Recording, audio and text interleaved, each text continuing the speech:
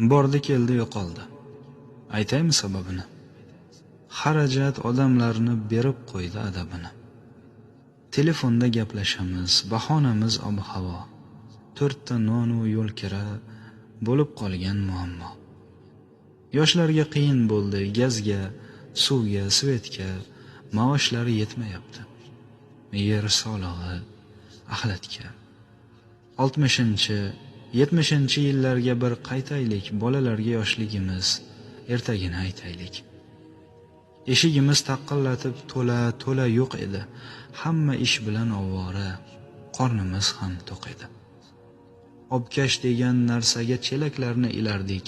Quduqdan suv tashib kelib, idishni to'ldirardik. Tanchaga cho'g' olib kelib bosib qo'yib kuliga 1 kilo un berardi. Buxonkani puliga. Hammamizni uyimizda o'choq, tandir bo'lardi. Nonga ha deb chopmasdan non patir yopilardi. Chiroqning idishiga kerosinni quyib olib, qorong'ida o'tirardik. Lampa shisha yoqib olib.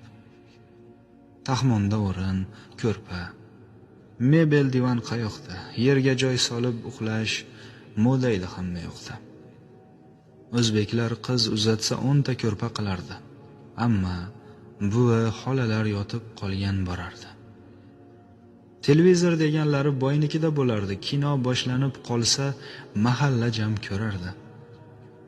Qozonda suv isitib, kirni qo'lda yuvardik. Vanna, hammom bo'lmagan. Sovuq suvda chayardik. 80 ga kirgan buvim voy oyog'im demagan. Chunki o'sha mahalda unitazlar bo'lmagan. Mehnatni rosa qildik. Tilimiz ham bir qarich. Binoyida o'tiribmiz, sochlarimiz oqarib. Endi birorta uyni tandiri, o'chog'i yo'q. Hamma narsa avtomat. Hamma kasal, sog'i yo'q.